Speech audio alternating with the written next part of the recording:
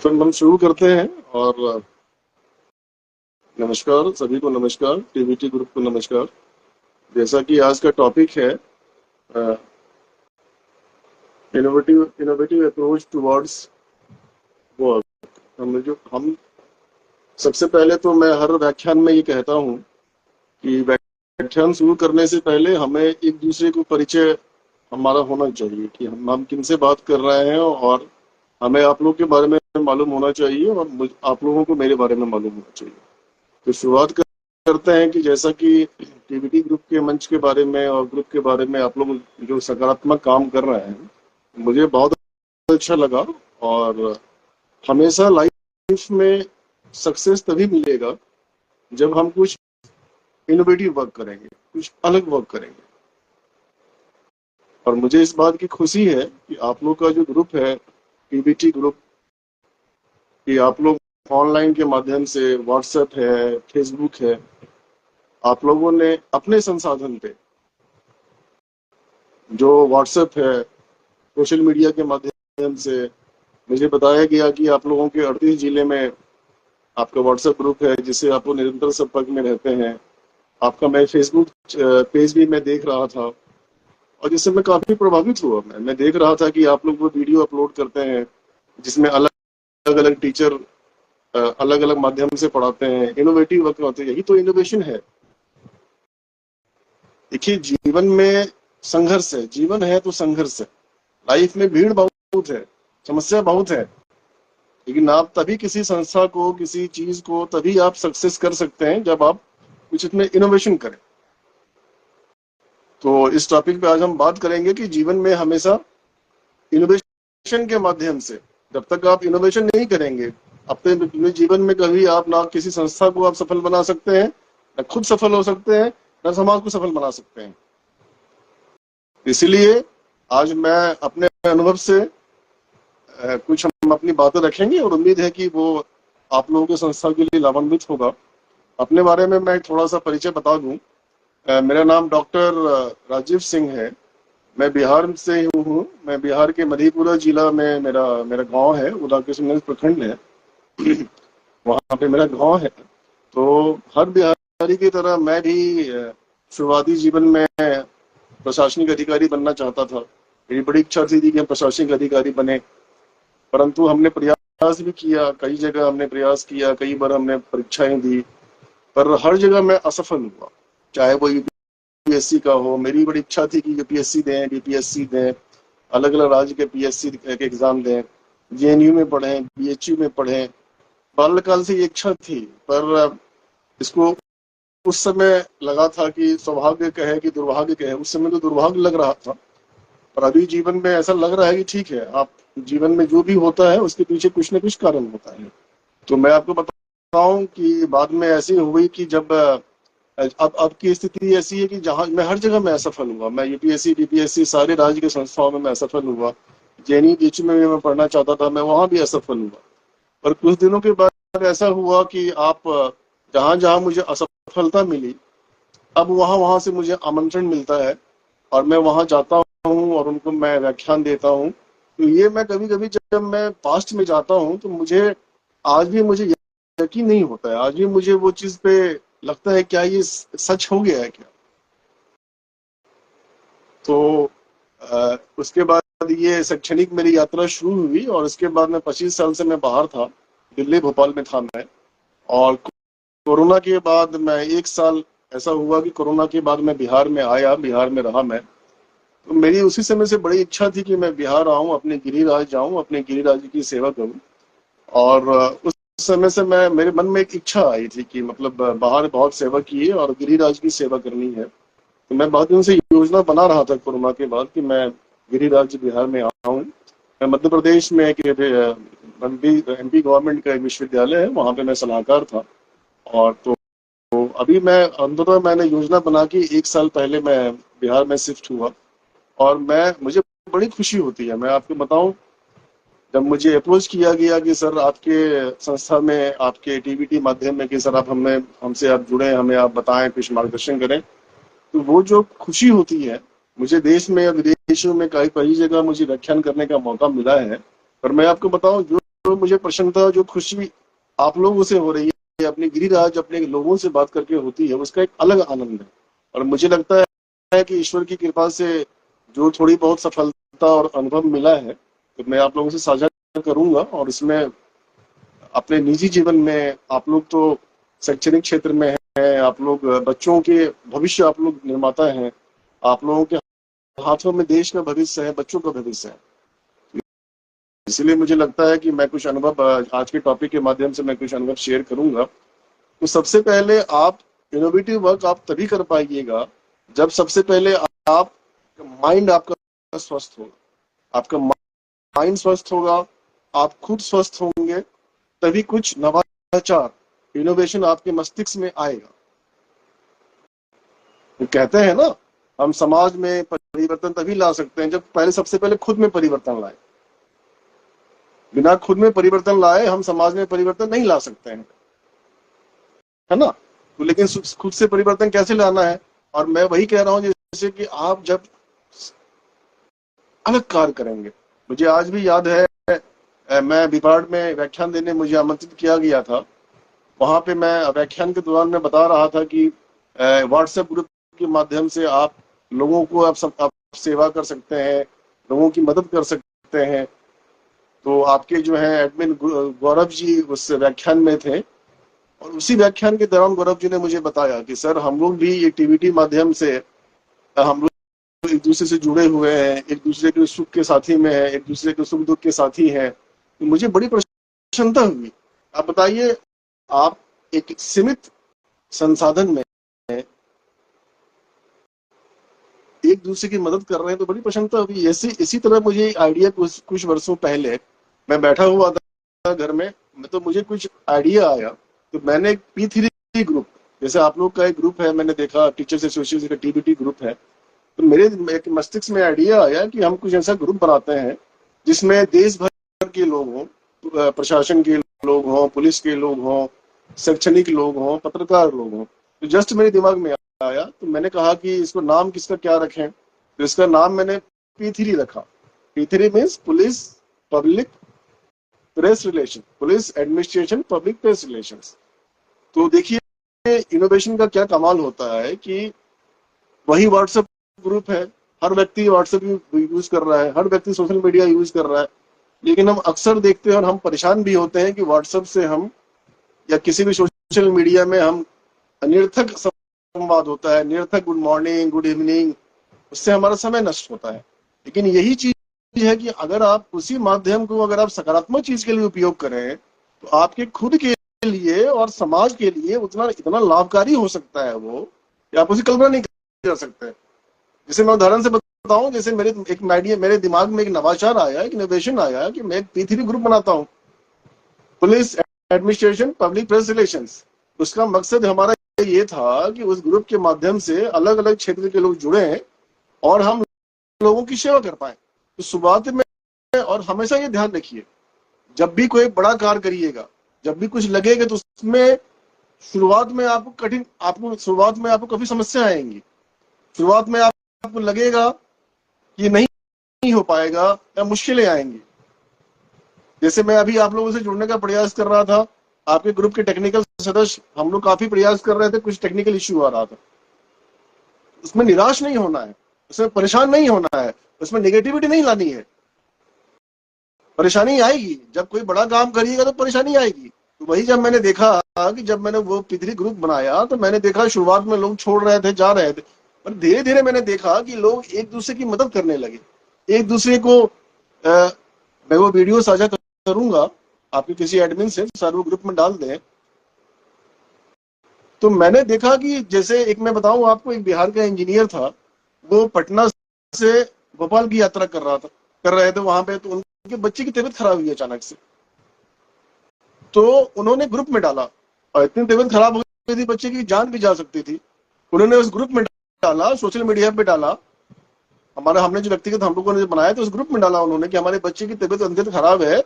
उस ग्रुप में मैंने देखा इमीडिएट ऑफिसर्स लोगों ने तुरंत एक्शन लिया, और अगले स्टेशन पे डॉक्टर, जो भी मेडिकल उनको उपलब्ध कराई जा सकती थी बच्चों को, उनको मिला और बच्चे की जान बच गई। तो आप बताइए, आपकी एक इनोवेटिव आइडिया से बच्चे की जान बच गई, तो समाज का कितना फायदा हुआ। और हमेशा ये ध्यान रखिए, जब आप अच्छा काम करिएगा ना, तो समाज को तो फायदा होगा ही, साथ में आपको जो वो जो खुशी होगी, वो उसकी अनुभूति अलग होगी, और आपका व्यक्तिगत भी आपका लाभ होगा, सकारात्मक लाभ होगा। तो मैंने देखा उस ग्रुप को जी न्यूज नेशनल ने कवर किया, 1.5 मिनट के बाद बताया। मैं उसको साझा कर दूंगा एडमिन को, वो अगर चाहे तो शेयर कर देंगे सबको। तो मैं वही कह रहा हूं कि आपको जीवन में, और आप लोग जिस क्षेत्र में हैं, आप लोगों के पास बहुत बड़ी जिम्मेदारी है। आप लोग भविष्य निर्माता हैं। देश का भविष्य युवाओं के हाथ में है, बच्चों के हाथ में है, और आप लोग बच्चों के निर्माता हैं। तो आप लोगों के पास बहुत बड़ी जिम्मेदारी है। कभी सोच के देखिएगा, उस जिम्मेदारी का आप लोग निर्वहन तभी कर पाएंगे सही तरीके से, जब आप मन मस्तिष्क को पहले खुद को आप वो करिएगा, खुद को से तैयार कर रहे हैं। और आप लोग कर रहे हैं, आपका ग्रुप कर रहा है, मैं देख रहा हूँ बार बार, मैं बहुत सारी चीज मुझे बड़ी प्रसन्नता हो रही थी। मैं आजकल वीडियो भी देखता हूँ, कि आजकल मैं देख रहा था कि ऑनलाइन आप लोगों का शुरू हुआ है, तो मैं काफी वीडियो में देख रहा था कि सुदूर गांव में, जहाँ पहुंचने की सुविधा नहीं है, कई कई टीचर्स को मैंने देखा कि बाइक से जा रहे हैं, रोड ही नहीं है। कई महिलाओं को मैंने देखा कि नाव से वो जा रही थी। तो ये मुझे देख के बड़ी प्रसन्नता हुई मुझे। तो इसमें कभी कभी होता है, कभी ऐसा कुछ हो, कभी निराश नहीं होना है, कभी शिकायत नहीं करना है। हम अक्सर क्या करते हैं, दूसरे पे डाल देते हैं कि नहीं वो ठीक करेगा, वो ठीक करेगा। नहीं, हम पहले अपने से शुरू करें। ठीक है, तो मैं कुछ पॉइंट्स आपको बताता हूं, जिससे आप पहले खुद को करना है, खुद को अंदर से लाना है, फिर समाज को, फिर तभी आप योगदान अच्छे से कर पाइएगा। तो क्या करना है, हमेशा पहला पॉइंट मैं बताऊंगा आपको, हमेशा खुद को प्रेरित करिए, सेल्फ मोटिवेट करिए, खुद को प्रेरित करते रहना है। आप जब खुद को प्रेरित करेंगे, बड़ा से बड़ा काम कर पाएंगे। दुनिया में कोई भी काम असंभव नहीं है, लेकिन आप तभी कुछ सफलता ले पाएंगे, बड़ा काम कर पाएंगे, जब आप खुद को प्रेरित कर पाएंगे। तो खुद को प्रेरित करने के लिए क्या है कि मन में कभी अहंकार नहीं लाना है। हमें हमेशा सीखने की क्षमता होनी चाहिए। हम किसी से भी सीख सकते हैं। ऐसा नहीं कि हम चाहे कि भैया बड़े विद्वान हो, उसी से हमें कुछ ज्ञान मिले। मैं आपको घटना बताऊं, मैं एक बार व्याख्यान देने के लिए गया था रांची। तो मैं जब वहां व्याख्यान दे रहा था, तो मैं कुछ वहां की फोटोग्राफ्स में लेना चाह रहा था व्याख्यान के उस समय। जब व्याख्यान खत्म हो गया, उसके बाद मैं कहा कुछ फोटोग्राफ्स ले, बड़े अच्छी पेंटिंग वगैरह है। आप बिलीव नहीं करेंगे, मुझे, मैं पीएचडी हूँ, मुझे लगता है कि अच्छा मैं शैक्षणिक मैंने अनुभव लिया है, पर उस बारे में जानकारी नहीं थी। और उस समय मैंने देखा कि एक लड़की, 18-19 साल की लड़की होगी, और उसकी माँ वहां पे वो सफाई का काम कर रही थी। तो वो लड़की मेरे पास आई, और उसने कहा कि सर आप फोटो ले रहे हैं, मैं बताती हूँ सर अच्छा फोटो कैसे आएगा। तो मैं देखा वो बगल में सफाई कर रही थी, झाड़ू पोछा मार रही थी, मेरे पास आई वो, खुद के पास भी उनका कैमरा था। तो उन्होंने वो मुझे देख रही थी कि ये प्रयास कर रहे हैं कि पेंटिंग का फोटो लेने का, अच्छा फोटो आ जाए। तो वो लड़की मेरे पास आई जो सफाई झाड़ू पोछा कर रही थी, और उन्होंने मेरे पास आके बताया कि सर आप ऐसे फोटो ले सकते हैं। मैंने बताया बताइए। तो वो इंस्टाग्राम पेज पे गई, और पता नहीं कैसे करके उन्होंने इतना अच्छा फोटो लिया, मुझे बड़ी प्रसन्नता हुई मुझे।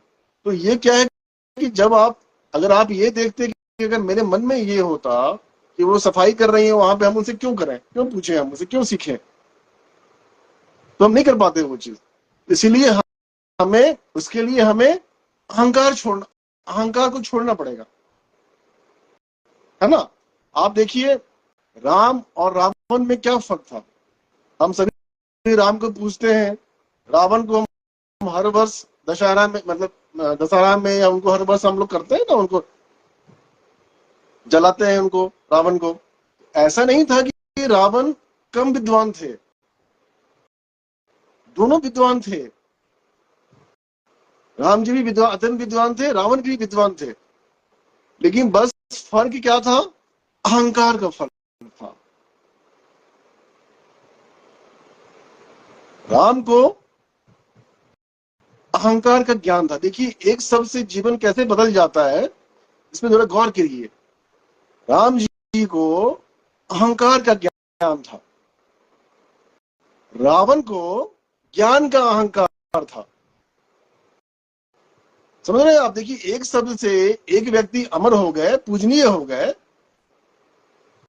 एक शब्द के आगे पीछे से। राम जी को ये, राम जी ज्ञानी थे, लेकिन उनको ये उनको जो है कि ये मालूम था कि हम ज्ञानी हैं, लेकिन अगर उस पर हम अहंकार करेंगे तो हमारा विनाश होगा। रावण भी अत्यंत विद्वान थे, लेकिन उनको अपने ज्ञान पे इतना अहंकार था कि वो विनाश की ओर चले गए। इसीलिए तो तात्पर्य मेरा कहने का ये है, अगर जीवन में सफलता पाना है, समाज के लिए, व्यक्ति के लिए, संस्था के लिए कुछ करना है, देश के लिए कुछ करना है, तो सबसे पहले अहंकार त्यागना होगा। हमें इस चीज की भावना करनी होगी कि हम हर चीज से सीखें। आप ट्रेन में यात्रा करें, रिक्शा में यात्रा करें, अंडा वाले के पास जाएं, भोजनालय जाएं, कहीं भी जाएं, वो आपको भावना मन में लानी पड़ेगी कि हमें सीखना है। वो तभी आ पाएगा जब आप अहंकार का त्याग करें। ठीक है? तो मैं वही कह रहा, पहला पॉइंट कि अहंकार का त्याग आज से ही कर दें, कोशिश करें। अचानक से ऐसा नहीं होता है कि अभी आपने ज्ञान सुन, अभी आपने किया और अहंकार का आपने सर्वनाश कर दिया, आप जीवन में सफल हो जाएंगे। ये मेरी गारंटी है, मैं 10-15 सालों के अनुभव से मैं बता रहा हूं। मैं ठीक है? तो उसके लिए आपको अहंकार जैसे आप हटा देंगे, आप खुद को सेल्फ मोटिवेट कर पाएंगे। ठीक है? तो प्रयास करना है। दूसरा बिंदु मैं जो कहना चाहूंगा कि हमेशा सपना देखें। Believe in your dreams.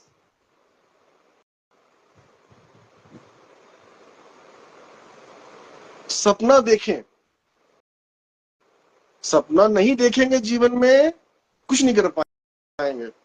मैं आपको बताऊं एक उदाहरण। जब मेरी जो स्कूली शिक्षा हुई थी, वो सुपौल में, सुपौल जिला है, मेरे पिताजी वहां पे इंजीनियर पोस्टेड थे। तो सुपौल में मेरी शिक्षा हुई थी, 10वीं तक मेरी सुपौल में शिक्षा हुई है। तो जब मैं छोटा था, मुझे याद है, जब मैं अपने दोस्तों के साथ में जब क्रिकेट खेला करता था, तो जब मैं किसी वहां से जब डीएमएसपी की गाड़ी गुजरती थी, तो मैं क्रिकेट को छोड़ के उनको मैं देखने लगता था, उस गाड़ी को देखने लगता था और कल्पना करता था कि ये लोग कैसे होंगे, क्या होंगे, कैसे होंगे। जो भी शासकीय अधिकारी वहां से गुजरते थे, ये लोग कैसे व्यक्ति होंगे, क्या होंगे, क्या कुछ अलग प्राणी है क्या। तो वहीं से एक सपना का भाव आया कि नहीं, मुझे भी ये बनना है। तो मैं कह रहा हूं कि सपना देखिए, तो सफल हो या असफल हो, जीवन में सफलता या असफलता मिलेगी, लेकिन पहले आप सपना देखेंगे, सोचेंगे, तभी तो आप उसको कर पाएंगे। तो जो मैं बाल्यकाल में जब मैं देखा करता था कि मतलब जब भी मैं कोई गाड़ी देखा करता था, ये डीएमएसपी को मैं सुना करता था पेपर में, तो मुझे लगता था कि यार ये लोग कैसे होंगे, क्या होंगे। तो मैंने वहां से सपना देखना शुरू किया कि मुझे भी बनना है ये चीज। और ये चीज हमेशा ध्यान रखिए कि आप बने या ना बने, प्रयास जरूर करना है। मैंने कहा ना, मैंने सपना देखा, उसके बाद मैंने 10वीं के बाद में बाहर निकला और मैंने प्रयास किया, काफी तैयारियां वगैरह की, मैं असफल हुआ, निराशा हुई जीवन में। पर निराशा में ऐसा लगा, एक समय ऐसा लगा कि जीवन में सब खत्म हो गया। तो आपके जीवन में हर पल ऐसा आएगा, हर व्यक्ति के जीवन में, ऐसा नहीं कि सिर्फ मेरे जीवन में, कोई भी ऐसा व्यक्ति नहीं है जिसके जीवन में जो ये कह सके कि उसके जीवन में ऐसा पल नहीं आया कि भैया लगा कि सब कुछ खत्म हो जाएगा। आता है, उसी समय इम्तिहान की घड़ी होती है। सब्र रखिए, सब्र। आपके पास अगर सब्र होगा, पैसेंस होगा, पॉजिटिविटी होगी, आप कुछ भी कर सकते हैं। उस समय मैं प्रयास कर रहा था, फिर मैंने जब देखा कि जब सफलता मुझे उसमें नहीं मिल रही है,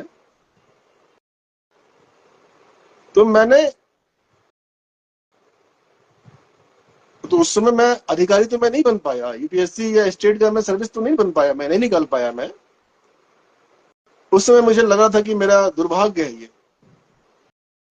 पर उसके बाद ऐसा हुआ कि आप की प्लानिंग से, पॉजिटिविटी से, सफल अच्छे कामों से मैंने देखा कि मुझे आमंत्रण प्राप्त होने लगे। देश भर के जो है, भारत सरकार के, राज्य सरकार के, पुलिस प्रशासन के जितने भी एकेडमी हैं, जब सिलेक्शन के बाद, जब युवा सिलेक्शन के बाद जाते हैं सफलता के बाद, तो धीरे धीरे मुझे आमंत्रण मिलने लगा और मैं वहां व्याख्यान देने लगा। तो हर चीज का प्रारब्ध होता है, लेकिन आपको प्रयास करना है। वो चीज जो मेरी ज्ञान था, और हमेशा ध्यान रखिए, ज्ञान कभी खाली नहीं जाता है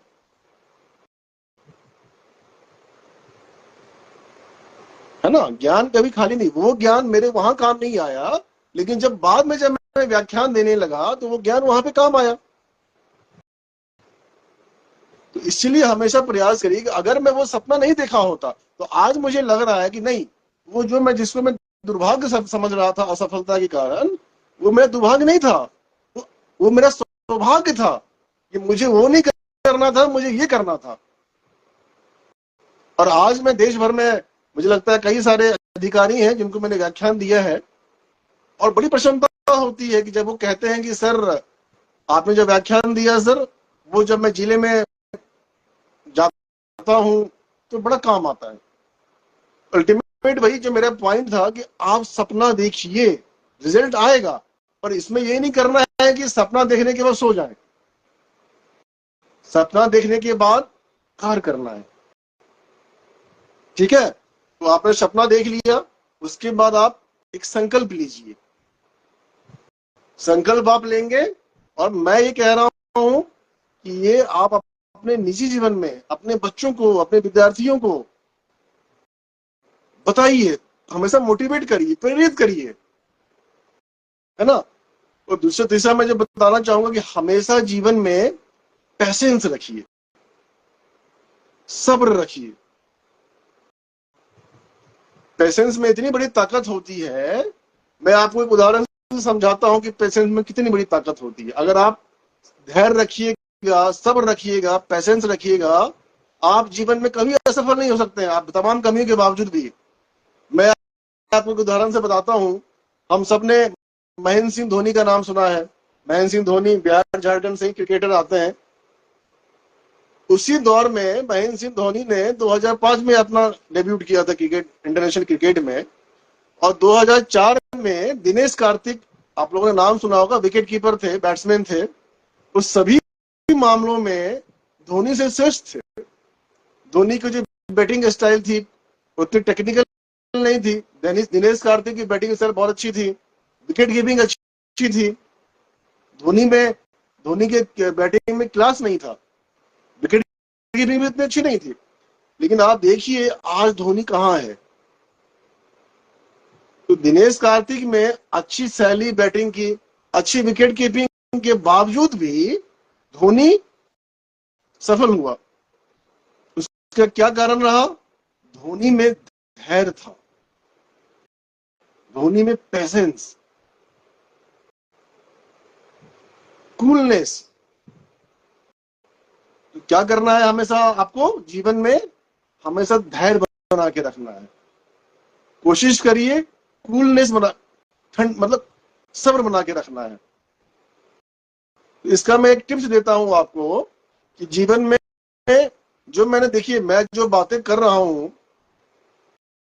मैं अपने जीवन से जो अनुभव मैंने लिया है वो मैं आपसे साझा करना चाहता हूँ। और मैं हमेशा कहते हैं कि जो चीज आप खुद पहले प्रयोग करो फिर उसको आप बताइए, है ना।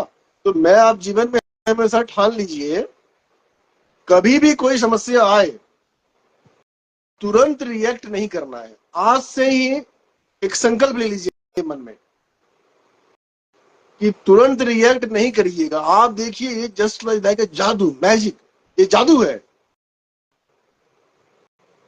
आज से आप लोग प्रण ले लीजिए कि जीवन में कभी कुछ गुस्सा आए, कभी कुछ समस्या आए, तो मैं कहता हूं 10 सेकेंड के लिए रुक जाइए, 5 से 10 सेकेंड के लिए रुक जाइए उस समय। आज से करके देखिए ये चीज। आप सभी क्या करना है, जब भी क्रोध आए, गुस्सा आए, जब भी क्रोध आए, तुरंत रिएक्ट नहीं करना है। 5 से 10 सेकेंड रुक जाइए, ठीक है। आज से करके देखिए आप लोग, तो मुझे लगेगा कि व्याख्यान में मुझे बड़ी प्रसन्नता होगी। अगर आप में से कोई भी एक व्यक्ति भी अगर लाभान्वित होंगे तो बड़ी प्रसन्नता होगी। तो क्या करना है, जीवन में आएगा क्रोध, आएगा, समस्या आएंगी आएंगी, जीवन है तो संघर्ष है। हरिवंश राय बच्चन ने कहा है, जीवन है तो संघर्ष है।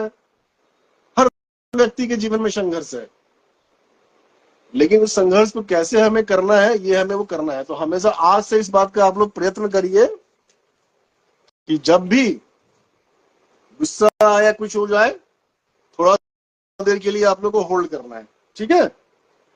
उसके बाद क्या करना है, कुछ हर चीज में निरंतरता बनाए रखिए, ठीक है। सपना आपने देख लिया, संकल्प ले लिया, पेशेंस भी ले लिया आपने, लेकिन उसको निरंतरता बनाए रखिए। आप हमेशा देखिएगा, जब भी आप लोग किसी भी सफल व्यक्ति या महान व्यक्ति का आप जीवनी पढ़िए, हमेशा पढ़िए। आप लोग तो खैर शिक्षक हैं, हमेशा पढ़ते रहते हैं। कभी भी समय हो तो जीवन में किसी महान व्यक्ति और सफल लोग हैं, उनकी आप पढ़िए इंटरव्यूज। हर व्यक्ति आप एक कॉमन बात कहेंगे, आप लोग देखिएगा कि हर व्यक्ति ये कहेंगे कि निरंतरता बनाए रखिए। जैसे ऐसा नहीं है कि अगर आप आज, जैसे मान लीजिए आप 10 रोटी खा लीजिएगा, आप मान लीजिए 4 रोटी खा रहे हैं, डेली आप 4 रोटी खाइए, एक दिन आपने 15 रोटी खा लिया, तो क्या होगा, आपकी तबीयत खराब होगी, स्वास्थ्य खराब होगा। इसीलिए जीवन में सफलता के लिए निरंतरता बहुत जरूरी है।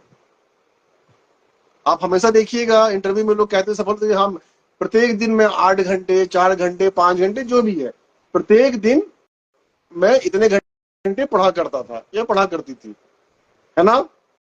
तो क्या करना है, ऐसा नहीं कि एक दिन आपने 12 घंटे पढ़ लिया, 12 घंटे काम कर लिया और दूसरे दिन आपने 4 घंटे किया, तो समस्या आएंगी, सफलता नहीं मिलेगी। कोशिश ये करना है कि निरंतरता बनाए रखना है, तभी आप उस पर कर पाइएगा, ठीक है। एक पॉइंट में और डिस्कस करना चाहूंगा आप लोगों से, हमेशा पॉजिटिव रहिए, कभी मन में निगेटिविटी नहीं लाना है, ठीक है। Positivity is the key of success, हमेशा ध्यान रखिए। ये जो शरीर है, ये जो सर है, मैं आपको बताऊं, हमेशा देखिए, मैं बताता हूं आप लोगों को ध्यान से, अगर आप लोग देख पा रहे हो मुझे, तो ये हमारा सर है, ये मेरा राइट भाग है, ये मेरा लेफ्ट भाग है। आप प्रयास करके देखिएगा, जो हमारा राइट है ना, ये पॉजिटिव माइंड है, और जो हमारा लेफ्ट है ये नेगेटिव है।